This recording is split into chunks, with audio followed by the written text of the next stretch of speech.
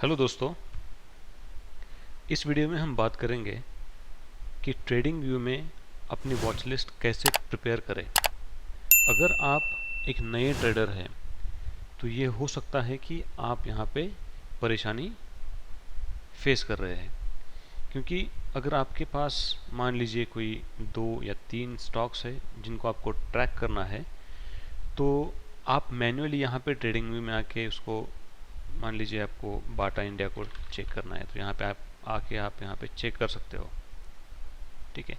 लेकिन अगर आपको एक एनएससी का सेक्टोरल वाइज आपको डेटा अगर वॉच लिस्ट में रखना है तो ये बहुत टीडियस हो जाएगा आपको ये 1 बाय 1 इक्विटी का जो स्क्रिप्ट है वहाँ पे ऐड करने के लिए। तो इसलिए मैं आपको एक सिंपल ट्रिक बताने वाला हूँ, उसकी हेल्प से आपको आपकी वॉच लिस्ट प्रिपेयर करना और उसको मैनेज करना बहुत ही आसान हो जाएगा।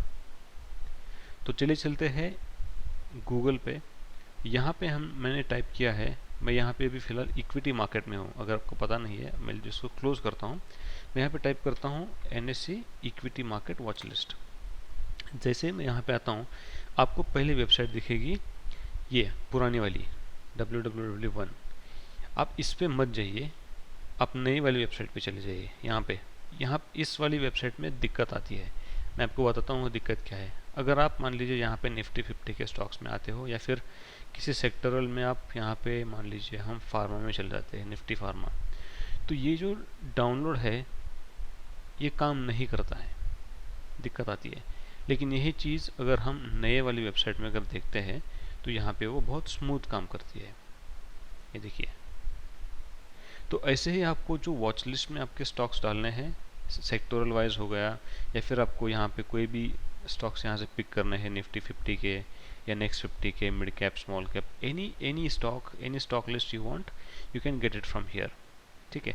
तो जैसे ही हमने अभी देखा कि मुझे अभी क्या करना है, मुझे फार्मा की पूरी स्टॉक लिस्ट है, मुझे ट्रेडिंग में यहाँ पे चाहिए मुझे।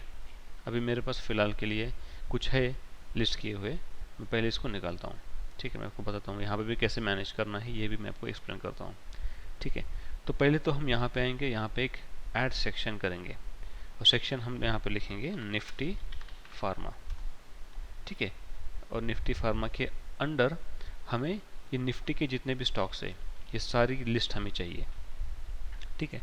तो इसका एक आसान तरीका है, जैसे मैंने अभी यहाँ से एक फ़ाइल डाउनलोड किया है ये वाला, तो इसको हम ओपन करते हैं, ठीक है। तो ये फाइल अभी अपने सामने मिल गई। अभी देखिए, ये पूरे सिंबल की लिस्ट है, ये परफेक्ट है, ये हमें सिंबल की ही लिस्ट चाहिए। लेकिन अगर हम यहाँ से पूरा कॉपी करेंगे और ट्रेडिंग व्यू में आके यहाँ पे पेस्ट कर देंगे यहाँ पे, तो ये नहीं होगा, ठीक है। ये काम नहीं करेगा, ये पूरा कंफ्यूज हो जाएगा, ठीक है। तो इसके लिए एक ऑप्शन है, हमें ऐड करने के लिए यहाँ पे क्या करना होता है। मान लीजिए हमने ग्लेनमार्क के साथ मुझे सिप्ला ऐड करना है, तो हमें कॉमा ऐड करके वहाँ पे ए करना है। अगर मैं एंटर करता हूँ तो आप देखिए यहाँ पे, सॉरी मैं फिर से यहाँ पे करता हूँ, इसको हमें इसके अंदर डालना पड़ेगा, ग्लेनमार्क सिप्ला, शायद हमें उसको पैरेंथेसिस के अंदर डालना पड़ेगा। हो गया? नहीं, अच्छा एक काम करते चलो, इसको हम मैन्युअली वैसे भी ऐड करने वाले नहीं है, हम इसको सीधा यहाँ से ऐड करेंगे, यहाँ से, ठीक है। तो ये बेसिकली ऐसे काम नहीं करता है, हमें इसके लिए इसके आगे एक कॉमा चाहिए और उसके बाद नेक्स्ट वाली स्क्रिप्ट, ठीक है। तो एक्सेल में हमें एक फंक्शन मिलता है जिसको बोलते हैं कॉन्केटेनेट, ठीक है। अभी कॉन्केटेनेट का मतलब क्या होता है कि हमें इसको लिंक करना है, ठीक है। तो लिंक कैसे करना है, अभी हमको NSE में ऐड करने के लिए आपको ये फंक्शन मालूम होना चाहिए। तो हमें क्या चाहिए, हमें क्या ऐड करना है, पहले स्टॉक से पहले हमको NSE ऐड करना है। तो हम डबल इन्वर्टेड कॉमा के अंदर, सॉरी कॉन्केटेनेट और डबल इन्वर्टेड कॉमा के अंदर हम NSE और कोलन लिख देंगे और उसको क्लोज कर देंगे। तो ये क्या हो जाएगा कि निफ्टी फार्मा के पहले या फिर ग्लेनमार्क के पहले वो NSE और कोलन ऐड हो जाएगा। तो इसके बाद हम यहाँ पे कॉमा ऐड कर देंगे, ठीक है। और अब हम हमारे जो ये सेल है उसको सिलेक्ट कर देंगे। अभी हमें क्या चाहिए, हमें इसके आगे क्या चाहिए, एक कॉमा चाहिए, ठीक है। तो हमने यहाँ पे कॉमा ऐड कर दिया क्योंकि हमें सेपरेट करना है इसको ग्लेनमार्क से, और हम डबल इन्वर्टेड कॉमा के अंदर इसको अपना कॉमा ऐड कर देंगे और इसको क्लोज कर देंगे, ठीक है। ये देखिए हो गया ना, है ना आसान। तो यहाँ पे हमने इसको ऐड कर दिया ग्लेनमार्क को। अभी बस आपको यहाँ पे इसको ड्रैग करके नीचे लेके आना है, तो आपकी सारी लिस्ट आपको दिखाई देगी, ठीक है। ये लास्ट में नहीं आया क्योंकि ये डायगोनली हमने लिया था, ये देखो यहाँ से ये वाली सेल हमने ऊपर के यहाँ पे लिया, तो इसलिए ये वाला यहाँ पे आ गया, ठीक है। इसको हम क्लोज कर दें। अब आपको इसको आप यहाँ पे ये पूरा सिलेक्ट करके कॉपी कर लीजिए। ट्रेडिंग व्यू में आने के बाद यहाँ पे आप ये देखिए, अगर मैं यहाँ पे सेक्शन में आता हूँ यहाँ पे और ऐड सिंबल करता हूँ, ठीक है। ऐड सिंबल में हम इसको पेस्ट कर देंगे और एंटर, देखा निफ्टी फार्मा के अंदर ये पूरा आपका वॉच लिस्ट रेडी हो गया। इसकी एक बहुत बढ़िया बात है, मैं आपको बताता हूँ। अगर आपकी वॉच लिस्ट को आप सेक्शन वाइज डिवाइड करते हो और यहाँ पे आप उसको सॉर्ट करते हो चेंज वाइज, तो आपका विद इन सेक्शन ये पूरा सॉर्टिंग हो जाएगा। तो मैं हमेशा क्या करता हूँ कि देखो मेरे पास, मैंने पहले तो एक इंडाइसेस की पूरी एक ये बनाई है, इंडाइसेस की मैंने वॉच लिस्ट क्रिएट की है। तो एवरीडे कौन सी इंडेक्स फोकस में है ये पता चलता है मॉर्निंग में, ठीक है। तो अगर हम यहाँ पे देखें, ये देखो अभी यस्टरडे रियल्टी वाज डाउन, ठीक है, लेकिन आईटी अप था, पीएसयू बैंक्स अप थे। तो वैसे मुझे अगर मान लीजिए कि आईटी सेक्टर अप है, तो अभी हम लोग आईटी में चले जाएंगे। तो ये अपना आईटी रहा, आईटी में आपने देखा सॉर्टिंग में, आईटी में देखो माइंट्री ने बहुत अच्छी तरह से परफॉर्म किया है।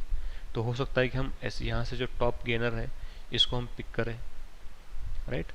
तो इस तरह से आप अपनी वॉच लिस्ट क्रिएट कर सकते हो और इसको मैनेज करना भी बहुत आसान होता है, ठीक है। अभी ये वाला फ्री वाला वर्जन है ट्रेडिंग व्यू का, इसलिए मैंने सारे सेक्शन यहीं पे डाल दिए हैं। अगर आपके पास प्रीमियम वर्जन है तो आप यहाँ पे एक नई वॉच लिस्ट क्रिएट कर सकते हो। वॉच लिस्ट में मेरे पास एक ही वॉच लिस्ट है ये वाली पूरी। अगर आप उसको सेक्टर वाइज आपको करना है तो आप उसको सेक्टर वाइज भी कर सकते हो, यहाँ पे क्रिएट न्यू लिस्ट करके। तो आपका जैसे यहाँ पे एक लिस्ट है वॉच लिस्ट करके, तो वो आपको नई वाली वॉच लिस्ट, मान लीजिए कि निफ्टी ऑटो से आपको करना है, तो यहाँ पे आप निफ्टी ऑटो करके आपके आ जाएंगे, उसके अंदर निफ्टी ऑटो के पूरे स्टॉक्स आ जाएंगे। ओके, सो आई थिंक ये बहुत ही आसान था एक्सप्लेन करना भी, और आशा करता हूँ कि आपको ये पूरा प्रोसेस समझ में आया। ये जो एक्सेल का जो ये फंक्शन है इसको मैं कॉपी करके डिस्क्रिप्शन में डाल दूंगा, ठीक है। तो आपको हेल्प हो जाएगा। बस एक चीज़ ध्यान में रखना है कि ये जो A3 है वो सेल नंबर है, तो आपको बस आपका सेल नंबर का जो है वो यहाँ पे एंटर करना है और उसको फिर ऑटो फिल करना है बस। Okay, so I hope you guys like this video. अगर आपको कुछ लर्निंग मिला हो तो please subscribe to this channel and like the video, this will help me create similar kind of content. अगर आपको कोई भी और चीज़ सीखने का मन है तो बेशक आप कमेंट में आके बताइए, तो मैं उस पर भी कुछ नए वीडियोस में बनाऊंगा, ठीक है। तो चलिए चलते हैं, सी यू, बाय।